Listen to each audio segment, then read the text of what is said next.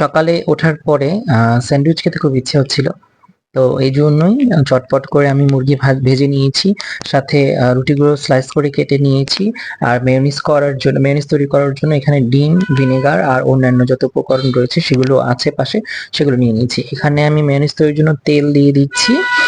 তেল হচ্ছে কি, আমি একটা ডিমে মেয়োনিজ তৈরি করেছিলাম, তো সেজন্য আমি ওই ডিমের সম পরিমাণই তেল দিয়েছি। তেলটা একটু বেশি হলেই ভালো, কারণ মেয়োনিজের তেল যত দেওয়া হয়, মানে তেলই মেয়োনিজের মেইন ইনগ্রেডিয়েন্টস। হ্যাঁ, তো সরি, এখানে ডিমটা পড়ে গিয়েছিল ওটার মধ্যে।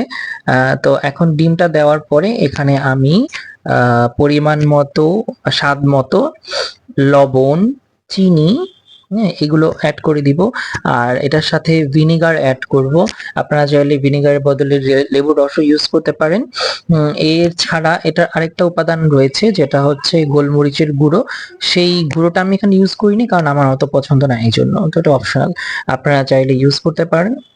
এই যে আমি সবকিছু দিয়ে দিলাম, এখন ভিনেগারটাও যা গেল এর মিশ্রণের মধ্যে।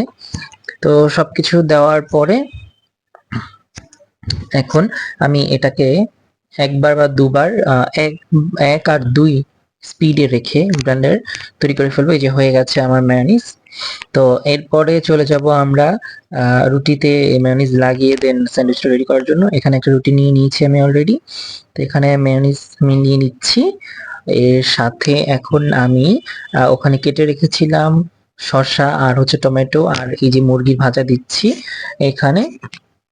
আর এখন শসা আর হচ্ছে গিয়ে আমাদের যে টমেটোর কিউবটা আছে সেটাও এখানে দিয়ে দেওয়া হবে। তো এরপরে আমার একটা স্যান্ডউইচ রেডি হয়ে গেল। তো সরি, এখানে আমার যেই ভিডিওর ইয়েটা ছিল, আমার ভাইটা